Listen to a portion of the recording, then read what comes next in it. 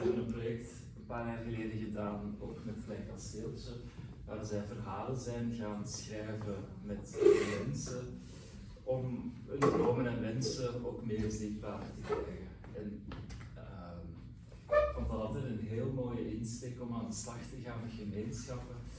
Ik dacht zo, ja, ik denk dat dat hier ook wel heel passend is om er samen met jullie ook wat uit te pluizen. Ze zijn Engelstalig en ook Nederlands en Franstalig. Ja, dus het gaat af en toe wat zoeken zijn in taal. Ze hebben vooral voorbereid in het Engels. Voor wie is dat een probleem? Wie vindt dat wat lastig? Okay. We gaan heel veel aandacht besteden aan het ook vertaald krijgen. Oké. Ik ga het woord aan hun direct geven. Ze gaan jullie meenemen.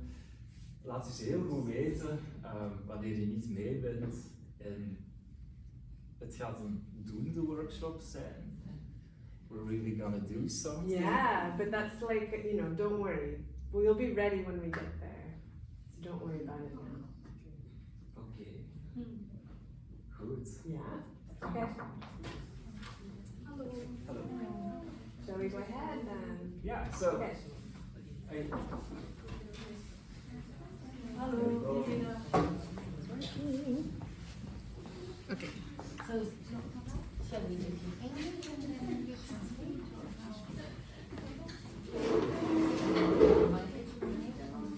It's good anyway. Yeah. Anyway, about 3 hours. But we'll go slow. I think also. just go slow. I want to ask people to introduce themselves. So I can do that in English and then translate. Yeah. Okay. Okay. Hello. Clap 2 times if you can hear me. Clap 3 times if you can hear me. Clap 4 times if you can hear me. Sometimes we get everybody to clap. Clap once really loud if you can hear me. Yes. Excellent. Okay. I'm Marika. I'm a participatory artist, and I am from the United States. I've lived here in Belgium for many years, so I try to come back as often as I can to meet all of you wonderful people. And I'm Sarah. I'm a writer and a poet, and also a guardian for non-accompanied minors. Dus ik kan ook in het Nederlands. Ik ben Sarah en ik ben schrijver en schrijf gedichten en ik ben ook mogen voor niet bijgeleid minderjarigen. Ik ben eigenlijk van de UK, maar ik ben hier in Brussel al 2 jaar. We'd like to start by thanking Niels and also all of you for welcoming us, sharing your time with us this afternoon to talk about something and maybe sing about something that's very important to us. And we're a pretty small group, so it'd be really nice if you wouldn't mind maybe sharing your name and something that brought you here today. Something emotional or Can be just anything. Anything. There's no wrong answers as long as it's respectful and kind. Ja, dus even de kleine vertaling. We zijn een kleine groep, dus we gaan even tijd nemen om kennis te maken. Dus Marika vraagt, ja, stel jezelf wat voor en geef ook iets kleins mee, zo wat je naar hier meebrengt. Hoe je erbij zit en kan emotioneel zijn, maar kan ook totaal iets anders zijn. Emotie. So like how you say emotion in Netherlands. Yes. We learned it from the show, the like survival show. Yeah. Okay. Yes. Okay. Who wants to start? Yeah, thank you, dankjewel. So, hi, my name is Kitia, Nice to meet and I'm here because I love everything around social work, and I like to learn a little bit more about it, and that's why I'm here. Ah, great. I wonder if even, do you have any paper, Niels? Or like people, we could just write your name so it's in front of you, and that way. Ik zal papier en schrift halen. Because I will try to remember, but Yes. I'm a bit jet lagged, so. Okay, so Katja. Okay, so who would like to go next? You're gonna pick someone. Yeah, just point at anybody. Yeah. Okay. So hi, my name's Love. Love. Well, love if you want to say it. in I English. love that. And I'm here because the psychology course really interests me. Lovely, that's great. Okay, next person. Yeah.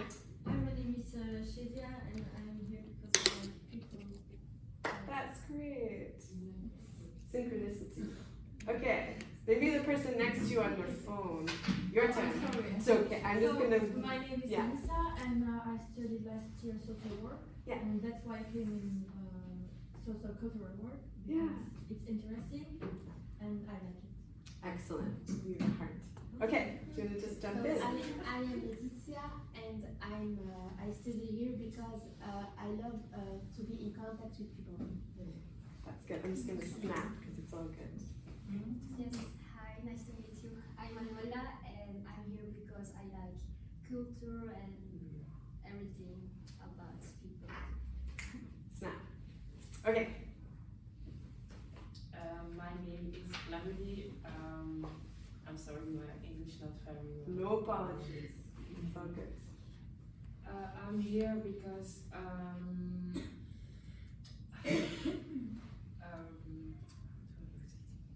You can say Nederlands. Zeg Okay. jij Yeah, Nederlands? yeah, yeah. dat ik het leuk vind om hier te zijn, dat we iets gaan doen rond talen ook. En dat lijkt me wel interessant. Okay. Good. You got that, Sarah. Oh yeah. Good. She's interested and also because we're doing things around languages. Ah, good. Okay. Yeah, so welke taal is important taal? Ja, Nederlands, ik zeg maar, maar ik spreek ook Frans. Nederlands. De Nederlandse is de taal. Ja. En Frans. Great. Snap, snap. Dus, Okay. You go next. My name is Hamza. I study work, social work because I like people. That's it. And Hamza. Hamza. Ah, it's Sanskrit, yeah? It means I am that. I don't know. I don't know, in some languages. I love it, that's great. Okay, Snap. Who's next? I am Jonathan and I am here because I want to learn more about the study about phonics. Mm-hmm. That's it. Great. Thank you. Thank you, Mia. So like socionoms. Yeah. Yeah. Devonian. My name is Cornel, and I'm here because I love being around people and helping people. That's great. Thank you.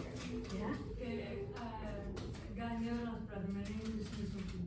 Ik heb het Nederlands. Okay. Ja. Ik ben Erika en ja, ik ben hier om te leren de mensen, hoe kan ik de mensen te kunnen helpen. Okay. Cool. Helping people. yeah, it's actually not Yeah, that's lovely. Okay. And then we've got 3 more. Hello, my name is Marina and it's because I love helping people. I love that. I love that you all love helping people. Snap, snap. Okay, 2 more.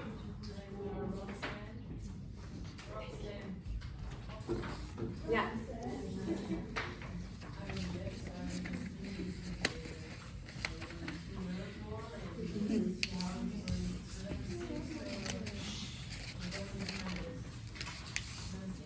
Okay, well, do you need a mask? Thank you for coming. Thank you. Yeah, yeah. Okay, okay. Well, we're happy to have you as long as we can. Okay, next. Okay, I know it's easy to start chatting, but it's just harder to hear. So if we, I just want the last folks to be able to introduce themselves in any language is fine. Nederlands, Frans, English.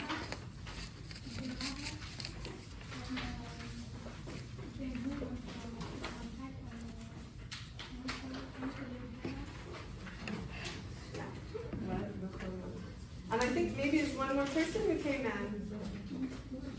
Next to Leticia. Is that a new person that's just coming? Yeah.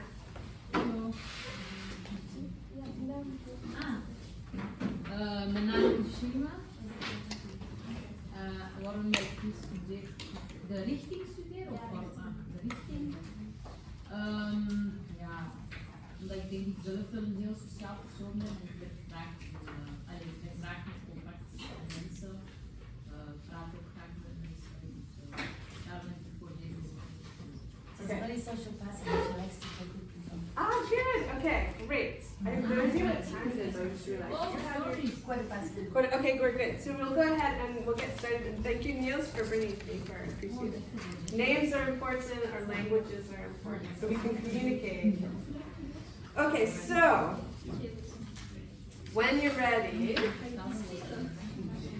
ready, I'll just wait for eyes up here, and then we can start.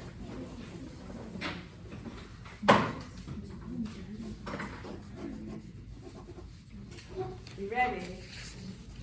Ready? Okay. Okay, so in this presentation, and then if you want to translate it, let me know. We're going to talk about participation as a human right. It's vital for all people, we believe, and especially important for people who may feel that they're not welcome in society, whose voices might be silenced or marginalized, who aren't being heard. And we're going to talk about the role of participatory arts in particular as a way to welcome people and celebrate diversity, and as a way to include instead of excluding. And so we're going to do that in the context of a project that we created here in Brussels while I was living here, where we used poetry and songwriting to write music with refugees. Het vertrekpunt is participatie als een mensenrecht. Ik geloof dat dat heel belangrijk is, zeker voor groepen die het zwijgen opgelegd worden of waar de stemmen onvoldoende van beluisterd worden. En hun project is om daar eigenlijk werk van te maken, van dit basisrecht, via gedichten, via songwriting, via kunst, expressie enzovoort. Cool. I think maybe, should we sing after? Do we do the presentation first? Okay, well, we're going to do a little song, but we can sing after if that's maybe better. What do you think? Are you feeling like musical already? Yeah. Yes? Okay, well, let's do it. Okay, so Sarah's got some instruments. I have an instrument. Sometimes people run away if I, ask them to sing. You don't have to sing. Ik heb hier zo instrumenten als iemand het meedoet. Ja, die wil mee.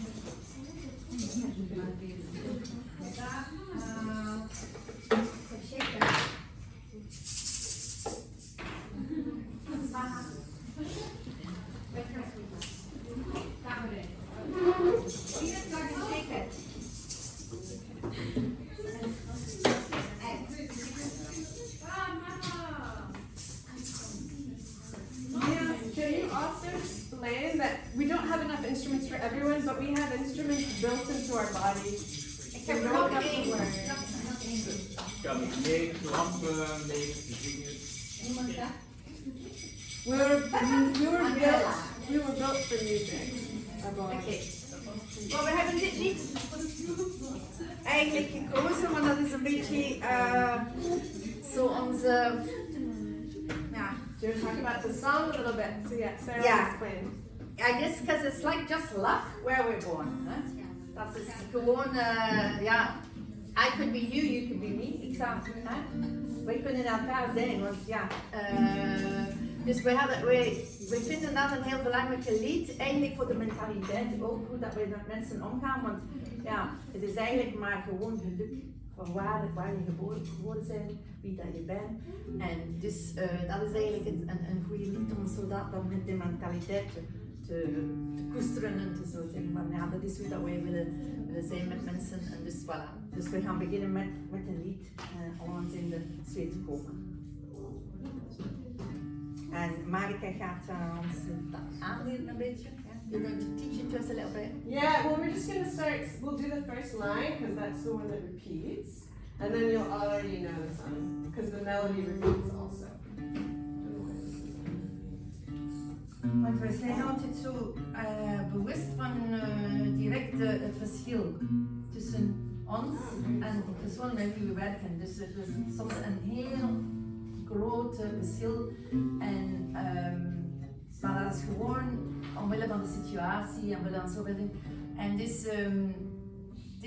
dit idee is iets dat ons eigenlijk dichter bij elkaar brengt. Want eigenlijk, we gaan kunnen, ik kan ja zeggen, ik kan mij zijn, we kunnen allemaal waar zijn we geboren, wat is onze situatie.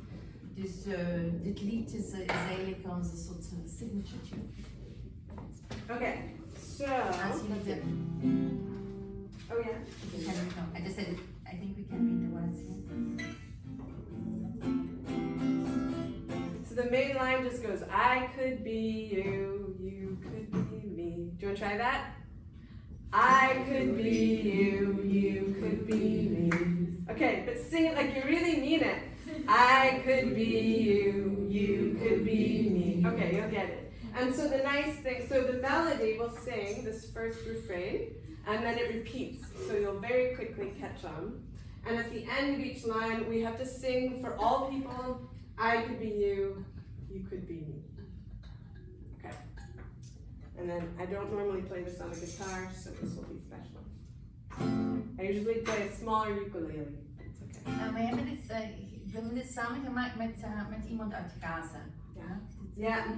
Mohammed. Mohammed. He's here in Belgium now. Yeah. He has asylum.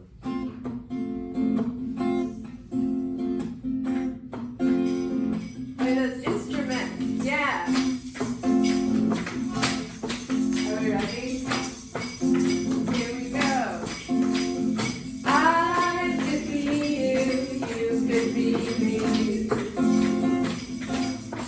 We can change the dark to light if we want to be free.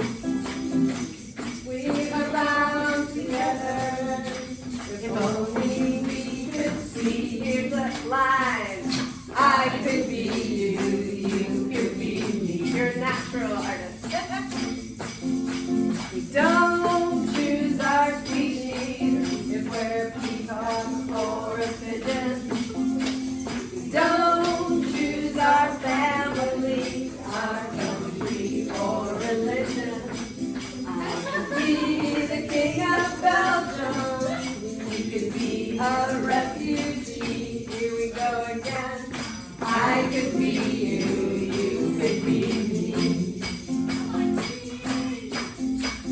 What if we couldn't see the color of our skin? All we could see was the person's soul within. Buddhist, Christian, Jewish, Shiite or Sunni. Here we go again. I could be you, you could be me. Don't have to follow a story born of fear. We all come from somewhere else, but we're together here. Our fate is not yet written. It's who we choose to be.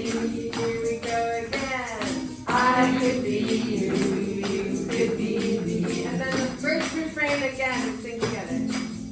I could be you, you could be me. We can change the dark to light if we want to be free. We are bound together if only we could see. I could be you, you could be me. Let's sing it again. I could be you, you could be me. One more time, like you really mean it. I could be you, you could be me.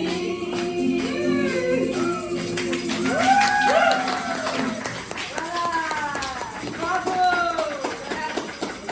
Well done. All right, we'll take that instrument so it's not too jingly. Thank you for singing. Dankjewel voor zingen. Zingen. Ah yeah!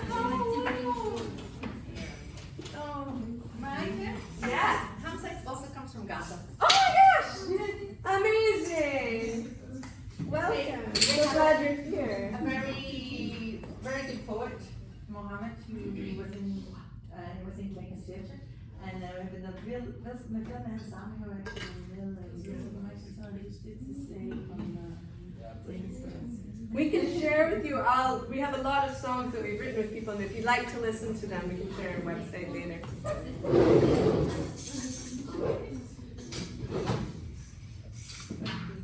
Okay, so the next series of slides, we just want to share that there's some precedent and there's support and people thinking kind of globally around these ideas of participation as a human right. And some of them come from the Universal Declaration of Human Rights, which I've seen kind of around your center from 1948, and also from the Universal Declaration of Cultural Diversity. So we just wanted to share a couple as they kind of relate to the work that we've been doing, which might also be relevant to work that you're doing. And just stop me if you want to. Ja, dus het rechtenkader wordt hier neergezet, verdrag over de mensenrechten, ik denk ergens 1940. 1948. Yeah, and then cultural diversity 2001 for the other. En het verdrag culturele diversiteit 2001, die eigenlijk wel als kader binnengebracht worden om in dit werk ook iets te doen. En ik denk ook wel heel belangrijke kaders in de richting waar we willen zitten. Yeah, so everyone has the right to freedom of opinion and expression. So Article 19, Article 27, and also just noting the ART in article, so art is already built in. Everyone has the right to freely participate in cultural rights, in cultural life and community, and participate and enjoy the arts. Het recht om deel te nemen aan het culturele leven, aan gemeenschap, genieten van kunst.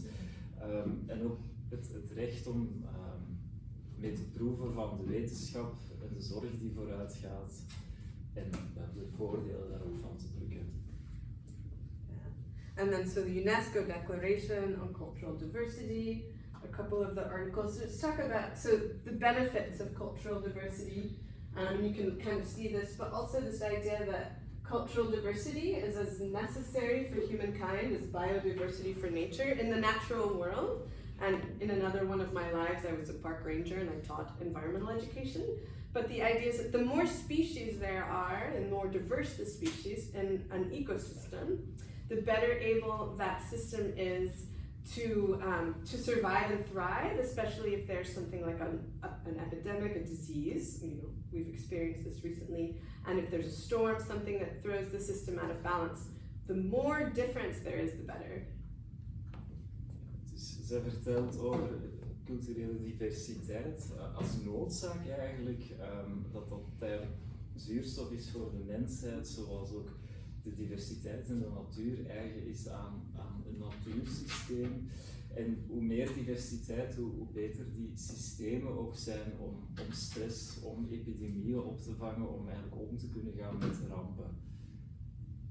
En ze vertelde ook nog in het klein dat ze ook parkwachter is geweest vele jaren terug, waar ze doseerde over natuurlijke diversiteit. Mm-hmm. So cultural rights are an integral part of human rights. And this is something that, cultural rights also include being able to participate in the culture and the language of your choice. So, Sarah, I didn't know if you wanted to talk a little bit about that. Yeah. Ja, ik vond dat heel interessant. Dat staat hier ook zeker in hun moedertaal. Want wij spreken altijd dikwijls over integratie. Mensen moeten Nederlands spreken. En ja, natuurlijk, dat is belangrijk dat je de taal van het land kent. Maar het is ook heel belangrijk om je eigen taal, om je moedertaal te kunnen spreken en ook te zien als evenwaardig. Maar dat is dikwijls niet zo tot nu toe. En veel kinderen dan hebben dat gevoel van, spreek Nederlands, maar geen Arabisch, dat is niet zo goed en zo. Dus het is heel belangrijk te zien, eigenlijk is dat zo. Dat is ook een recht en dat is ook heel belangrijk. Nu zijn ze zo meer aan het denken van dat is belangrijk. En bijvoorbeeld, waar mijn kleindochter gaat naar school in Molenbeek, daar hebben ze zo'n voorleesweek. En daar zijn de ouders gevraagd om te komen lezen in hun eigen taal. Dus zelfs als er niemand daar bestaat, maar dat is heel goed voor de klas en voor de kinderen. Dus iemand was geïnteresseerd in talen. Dus ik denk dat dat is zo belangrijk, dat je eigen taal is evenwaardig als een andere taal. Ik heb een vriendin die woont in Maasmechelen. Ze spreekt Engels tegen haar kinderen en de leerkrachten zeggen, dat is goed, hè? Dat is belangrijk voor hen, hè? Dus Engels leren. Maar dan als ze hoort de ouders spreken Turks tegen hun kinderen, dat is niet goed. Hè? Dus geen Turks in de speelplaats. Dus ja, er is dikwijls zo'n soort dingen van talen, wat is het belangrijkste, en zo. Dus interessant dat het daar staat als een recht. Okay, so our work is about the need to be in spaces together, just as we are, in order to have these dialogues, these cultural exchanges, and to see one another as people, as neighbors in our community, as opposed to strangers. And this kind of connection, I think, can happen when we join together in a creative space. And so, diversity, equity, and inclusion is a really big sort of focus in a lot of work in the United States. And this image, actually, I took a photo of in 2017 across from Petit Chateau, and it's still there. I walked there yesterday. So I think this is something that speaks to a lot of people. No one's painted over it yet, which I find hopeful. But so in order to be together in these spaces, I think we have to think a little bit about language and the power of language, because language can diminish, language can empower, it can limit or enlarge your perspective, and it can present different ways of thinking about any situations. And so I have this quote: "We are all storytellers, and we are the stories that we tell," because I think a lot of our identity and how we think about ourselves, our connection with other people, and sort of how we shape and see the world around us has to do with the narrative that we say about ourselves and about other people. We're very kind of storied beings. And so one example, we just recently found this article in Calais. There was a kind of migrant camp called the Jungle, and a UK journalist interviewed some of the people there, and they said, "We are not dangerous, we are in danger." So just thinking about just different meanings, and even in one word, and just the way that you place it in a sentence can say a lot. Ja, het gaat over het idee, de kracht van taal. De taal die we gebruiken is ontzettend belangrijk, want daar gaan boodschappen mee circuleren. Het vertrekt hier wat vanuit het concept, we zijn allemaal verhaalvertellers. Het verhaal dat we meedragen en dat we vertellen aan de buitenwereld vormt ook wie we zijn. En ze geeft als voorbeeld de situatie in Calais, denk ik een paar jaar geleden, waar heel grote vluchtelingenkampen waren en denk ik ook nog steeds zijn, waar vluchtelingen mensen zelf aangaven: wij zijn niet gevaarlijk, maar wij zijn in gevaar. Dus hoe je shiften in taal kunt maken die heel betekenisvol zijn. Yeah, so then if you think about language and stories or narratives that we tell, and you bring in communication and participation, how does that work for people who are maybe not, they're kind of like on the outside, they're in a space of limbo. I joined a participatory arts kind of discussion at one point, and one of the people in the group said, so like anytime you have a narrative about a group of people, they should be included in that narrative, and the phrase is "nothing about us without us." Het idee is ook vanuit, als je verhalen gaat vertellen over mensen en je spreekt daarover, om dan ook stil te staan bij hoe zouden mensen daar ook zelf over praten? Een belangrijke zin: "Nothing about us without us." Niets over ons zonder ons te vertellen. Dus het is belangrijk dat we de mensen van wie het verhaal is, dat we hun ook actief meebrengen in het schrijven van verhalen. In het mogen vertellen van hun versie van het verhaal. Yeah, so then within the migration narrative, there is a movement among artists, activists, scholars, to realize that in order to have a really full picture of migration, people who have experienced forced displacement, their voices need to be included, in this narrative, and that is that's kind of where our project comes in. En het belang van dit project is de stemmen die vaak buiten gelaten worden, om die juist binnen te brengen in settings en contexten waar die ook moeten klinken om iets betekenisvol te kunnen doen. Yeah.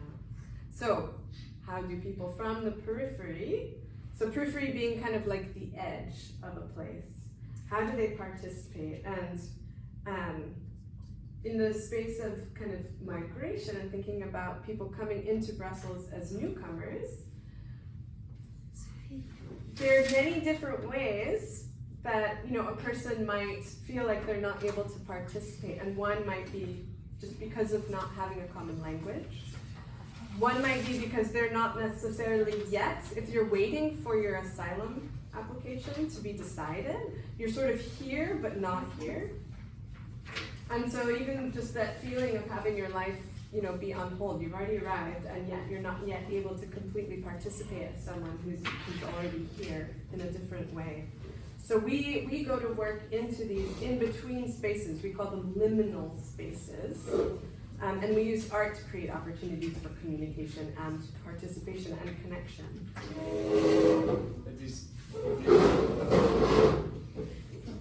Dit project gaat over zo, ja, de periferie, de buitenrand van onze samenleving, in de zin van waar komen mensen terecht als ze niet meer ingesloten worden.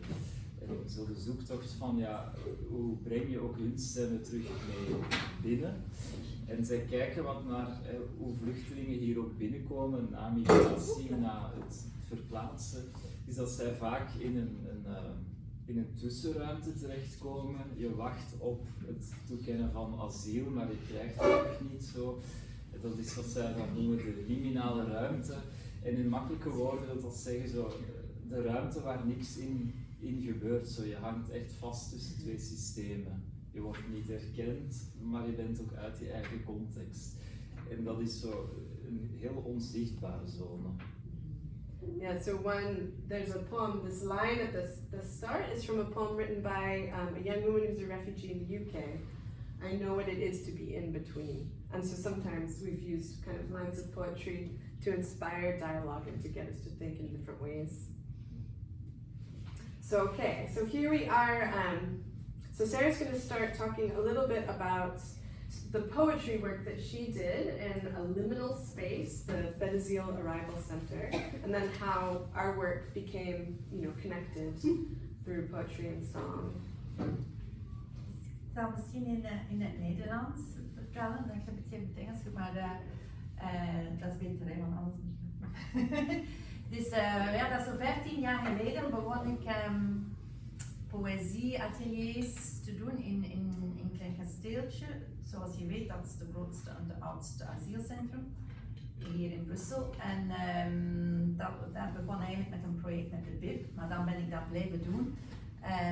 En voordien ging ik dan naar die refte, een heel grote refte waar iedereen ging eten, en ik ging dan vragen, ga je meekomen, zo naar die poëzieatelier. En mensen zouden dikwijls zeggen, maar hoe gaat dat mij helpen met mijn papieren? Want mensen zijn daar voor hun papieren. En ja, ik verstond dat helemaal, want ja, met al die administratie, met alles dat ze moeten doen, met al de problemen en de trauma dat ze hebben in hun hoofd, ja, hoe kan eigenlijk poëzie relevant zijn voor die mensen? Hè? Maar toch herinner ik mij zo een toespraak dat ik naartoe ging een keer met van een vrouw die eigenlijk die was in een gevangenis, die had heel veel foltering meegemaakt en zo. En ze zegt wat haar eigenlijk beleefd haar verder gaan was poëzie. Ze heeft zo in haar hoofd verschillende gedichten dat ze ging zo opnieuw en opnieuw zeggen tegen haarzelf. Hè. Dat al de dingen dat ze hadden meegemaakt, al die isolatie, al die deprivatie, alles was weg, maar ze houdt vast aan die woorden. En dat was iets dat niemand kon nemen van haar. Hè. Dus ik zou zeggen aan de mensen, als ze dat vroeg zeggen, ja, misschien niet direct, Hè? Dat ga je niet direct helpen met die papieren, maar in een andere weg. Dat kan helpen. Hè?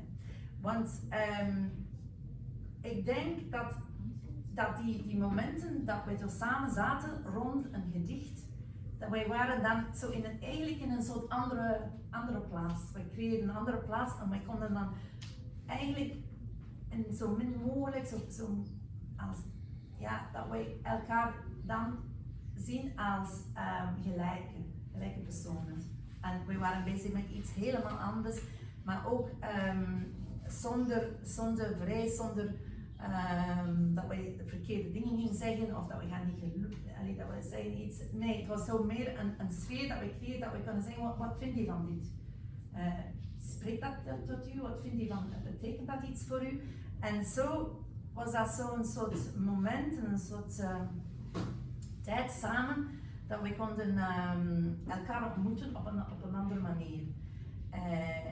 Ook poëzie is een heel krachtig medium. Het is, iedereen kan eigenlijk een gedicht meepakken. Dus het is een vorm van kunst waar je iets gratis krijgt. Hè? Dus je kunt dit in je hoofd carry it around in je head. Niemand kan het meepakken zo. Hè? En het is ook een manier van connectie met elkaar. En in de culturen van veel mensen in het Midden-Oosten en zo zijn dichters eigenlijk mensen waar een soort spokesperson for the people. Dus en mensen hadden daar heel veel liefde en respect voor die dichters. Bijvoorbeeld Mahmoud Darwish, als ik die naam zeg, dan mensen begonnen zo te glimlachen, alsof precies, we spraken over een vriend van hen. Zo, hè. Dus Rumi, Nisa Kabani, al die Farsi dichters, die waren ook heel gekend door mensen van dat land. En dus het is eigenlijk een heel goed medium om met elkaar samen te komen en dingen te bespreken.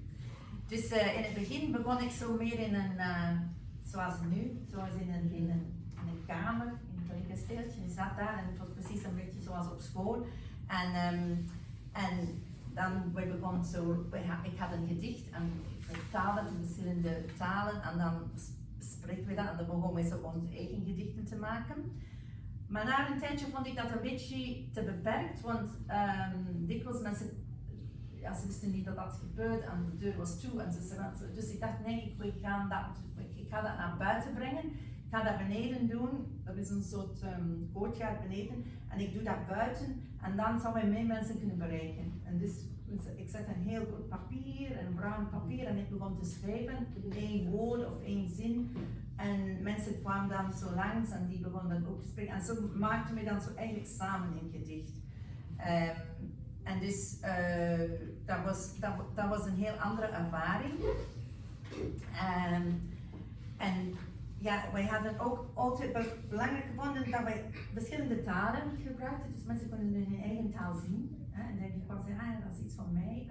Ik kan iets schrijven in mijn eigen taal, dan kan ik iets zeggen. En iets gemakkelijker zeggen. En dan andere mensen gingen dat dan vertalen. Dus het was zo'n een heel speciale mix van alle talen en zo. En ja, wij hadden ook een muur dat wij zetten gedichten op. Ook de mensen die voor de eerste keer kwamen, misschien zag ze dan hun eigen taal en dikwijls kwam iemand zeggen van, ja, dat is iets van mij. En ze voelden misschien iets minder alleen en dat ze voelden dat erkend eigenlijk daar, want dat was hun eigen taal. Maar het was natuurlijk altijd moeilijk met Google Translate en zo. We hadden heel veel problemen met de essentie van wat mensen wilden zeggen te vertalen. Maar dan op een winters namiddag in 2017 denk ik, dat Marga langskwam met haar ukulele. En ik zei, ja, we kunnen misschien muziek bijbrengen. Hè? En dat is een heel andere dimensie, hè? Want muziek is universeel, dan heb je niet het probleem van de talen. En dus maakten wij dan ons gedicht tot een lied. En voilà, dus dat is... Yeah. Okay, so that's me. Okay. Yeah, so I'm going to talk a little bit just about the role of song and how poetry and song can come together. So my approach to art is always through participation and collaboration, and I think there's something really magical and rich that can happen when we join together in creative spaces. And when we work together, I think it's a way to help everyone as a group to feel seen, to feel heard. In the space at Petit Chateau, people communicated this, that they felt like they were being seen more as human beings than just as a refugee or migrant. And it's a way to create a connection and a community in a short period of time. Ja, dus het belang van de benadering om dat echt participatief te doen in samenwerking, samen gaan ontdekken, samen schrijven. Niet alleen als zo'n methodologie, maar ook gewoon vanuit een geloof, zo mensen naast elkaar bestaan. En dat ook iets heel belangrijks doet met hoe mensen zich ook weer terug naar zichzelf gaan kijken.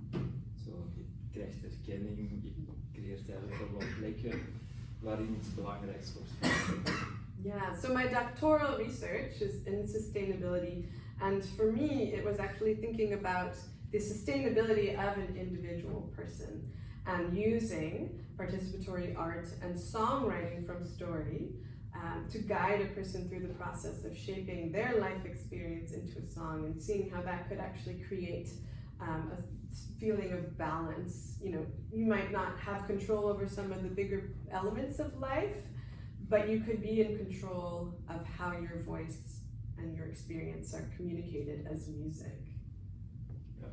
Dus het vertrekt vanuit zo'n focus dat je hebt niet heel je leven onder controle of je kunt niet in alle situaties 100% kiezen wat er dan gebeurt, maar je kan wel een stukje controle vinden in wat doe ik ermee, welke betekenis geef ik eraan en op welke manier breng ik het ook terug naar buiten.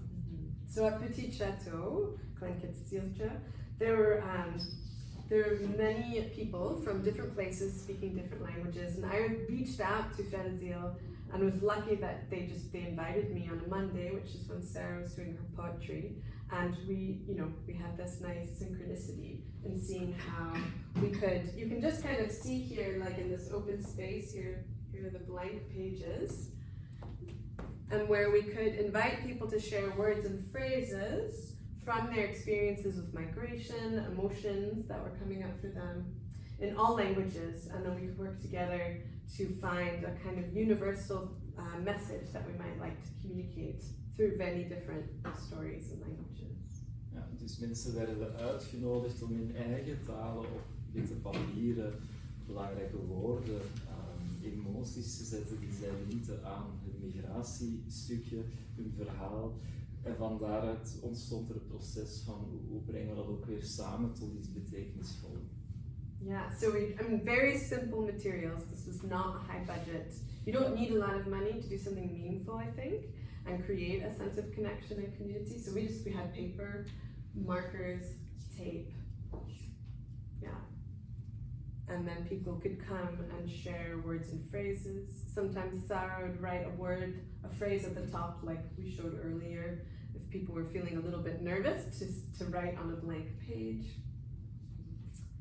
And so then as more people join and share stories in different languages, we would discuss as a group what order we might like the words to be in, and if there was kind of a common thread that could bring all of our different experiences together into something that we felt honored all those different experiences as also one human experience. Dus mensen werden aangemoedigd om te schrijven op papier en dan werd ook één groep verkend van wat zijn zo de rode draden, welk verhaal pakt verschillende stukjes weer samen om van daaruit eigenlijk iets gemeenschappelijks op te creëren. So then what we would do is pass around instruments so that everybody could have an instrument if they liked. So it was also this kind of way of, if I stand with a guitar, people felt like, oh, you're the real musician. But as soon as everybody has their own instrument, it's like you create more of a sense like we're all musicians together in community. And so, I don't know if you know, Dus instrumenten werden ook uitgedeeld om de focus op te shiften naar we zijn allemaal meer muzikanten en het project meer gedragen op te krijgen door iedereen. And then so we'd have all these words and phrases that we've kind of organized in an order. And then the next step is to come up with a melody. And generally I would invite people who have shared their stories, so people that we've met at the Tichetto, to sing through some of the words. And it's a bit of a scary thing to do, so sometimes I would play like some chords to just kind of accompany them. If people were shy and did not want to sing, sometimes I would sing. And then they would quickly, become a little bit more involved, because if I sing something and it doesn't fit with their story, they tell me, which I really like, because then they'll start singing and it's kind of a starting point. Dus mensen werden mij uitgenodigd om stukjes die zij belangrijk vonden ook mee te zingen. En ze voelden ook, ja, soms is dat dan ook wel heel spannend en nam zij wat leiding en zong zij stukjes terug. Wat dan maakte dat mensen heel snel ook weer konden corrigeren. Zeiden die dat past totaal niet voor mij, maar dan stond er ook wat samen zoeken terug.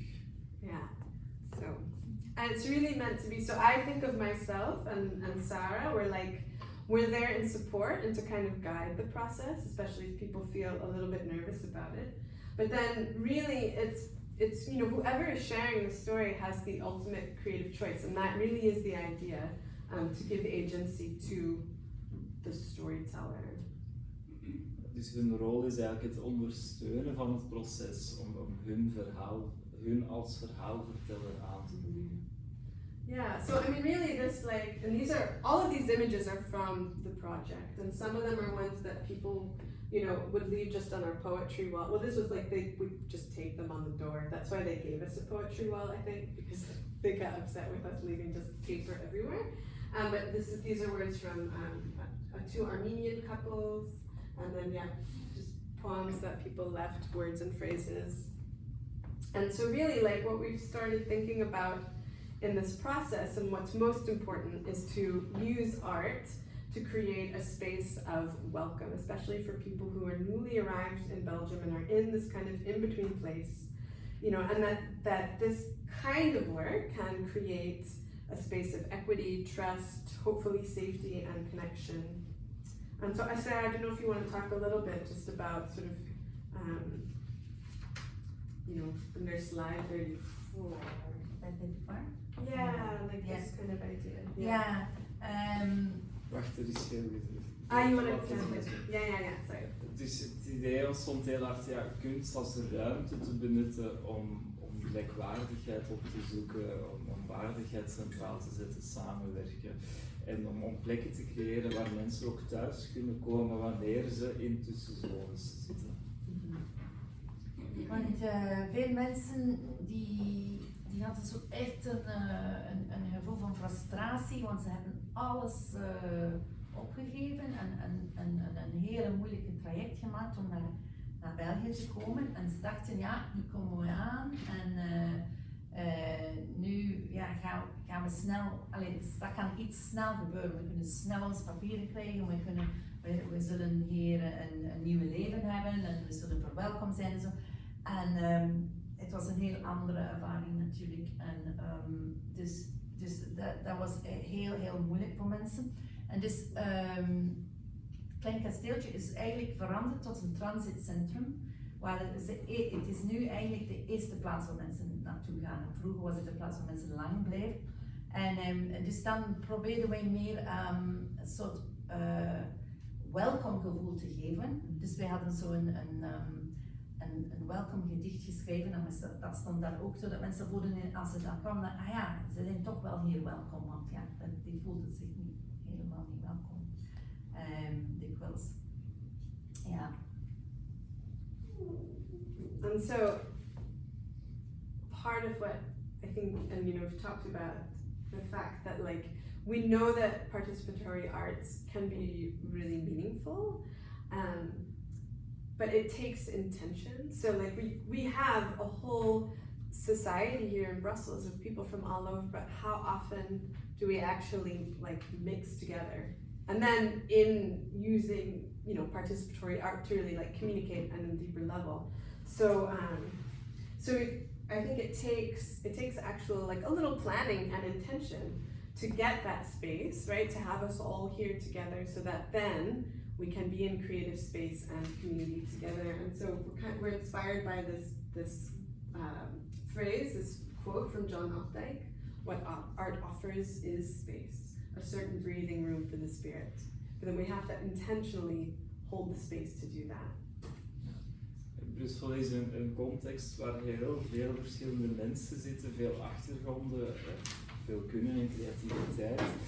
Maar het samen creëren vraagt ook dat we bewust eigenlijk ruimte blijven vasthouden om daar ook werk van te maken. Het gebeurt niet spontaan. We hebben dat ook blijven op de kaart te zetten en we blijven te zoeken naar manieren om mensen samen te brengen.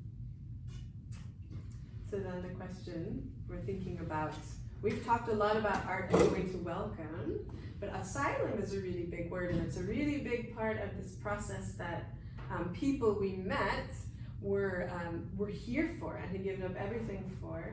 And so, like Sarah said, you know, people asked, how can this help with my asylum papers and process? And we said, well, you know, it might not actually be able to help with that final decision, but is there such a thing as just asylum, you know, for the soul, for the, you know, for each person?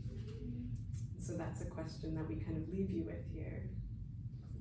Ja, zo, het eindigt wel een stukje met een heel grote vraag. Ja, kan kunst ook asiel geven? Vanuit zo de vaststelling, ja, mensen die daar dan een klein kasteeltje zaten gaven ook aan, ja, gaat mij dat dan helpen om mijn asielaanvraag goedgekeurd te krijgen? Wat is dan de meerwaarde? En waarop Amerika antwoordt, ja, dat gaat niet per se bijdragen tot een goedkeuring, ja of nee, maar misschien ook kan dat wat inhaken op een spiritueel gevoel van thuiskomen, van asiel krijgen.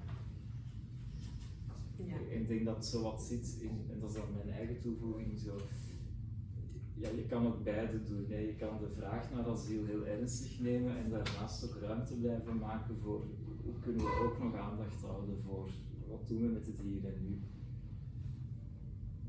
Voilà.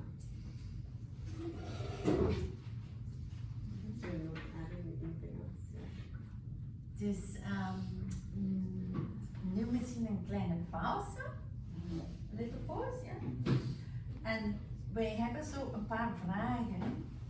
Dat we zouden graag met jullie, in discussie komen. En dus we zullen misschien die vragen dan opschrijven of hier zetten op het scherm. En dan kunnen we dat samen, dan kunnen we jullie misschien in kleine groepjes eerst die vragen met elkaar beantwoorden en dan zo een van jullie kunnen dan zeggen wat dat groep heeft gedacht van dat groep. En zo kunnen we dan zo wat een beetje met elkaar communiceren en wat jullie ideeën en wat jullie ervaring ook leren, dat zal ook heel plezant zijn. I was just explaining what we're going to do next. Yeah. After a little break, yeah. Then we're going to do the question. But we have time now if people have questions. Ja, maar misschien heb je nu vragen over dit project. Of iets wat in opkomt of zo, of feedback of zo zal heel interessant zijn voor ons. George, is anything coming up for you? Ja, heel erg Very wat. welcome. Als je een vraag heeft of is niet duidelijk of zo, of nog informatie.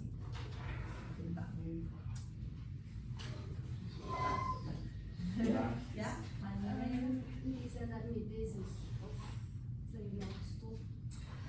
Ja, wij hebben daar What's the question? The question, sorry, are we still doing it or has it stopped?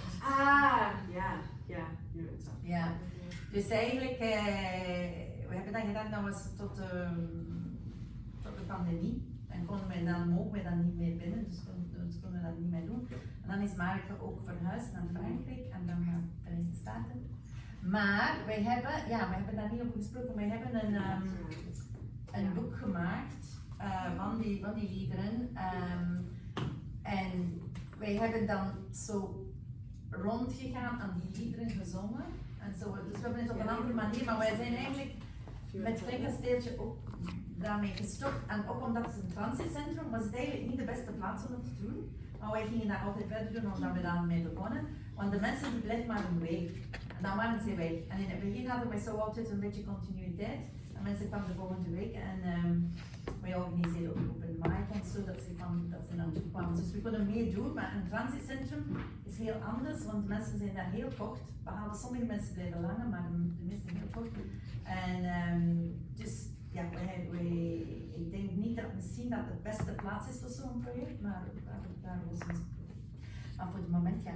But we also do presentations like this to talk about the project in person and online and conferences. And we've also created a children's workshop, so you can mention that. Dus in de pandemie hebben we dan eigenlijk liederen gemaakt rond de dieren, dieren die bewegen. Dus niemand moet bewegen, maar de dieren die bewegen altijd. Dus we hebben zo een hele reeks kinderliederen gemaakt. En daar ook children's workshops, ateliers met kinderen gedaan. Ook een beetje rond het idee van migratie, maar eigenlijk van de point of view of the animals. And the mind of miracle. Ja, en dan hebben we ook een workshop gemaakt rond één bepaalde vogel, een mijnenvogel. Dat was eigenlijk in het nieuws enkele jaren geleden, waar als mensen vluchten van Afghanistan, er was zo'n een meisje die bracht haar kleine vogel mee. Maar ze kon alleen maar tot Abu Dhabi gaan en dan hebben ze die vogel gezien en die nog niet verder. Dus die moesten eigenlijk veranderen van vliegtuig en ze gingen naar Parijs, maar die mag niet op het vliegtuig. En dus de ambassade van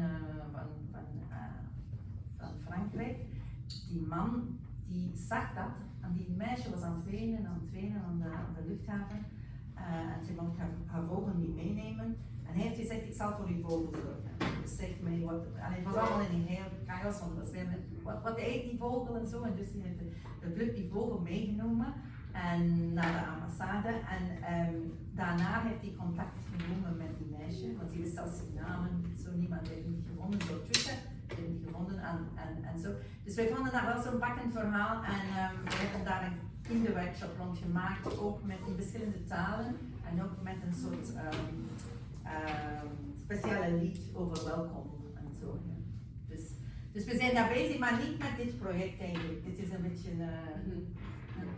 Cool. Any other questions?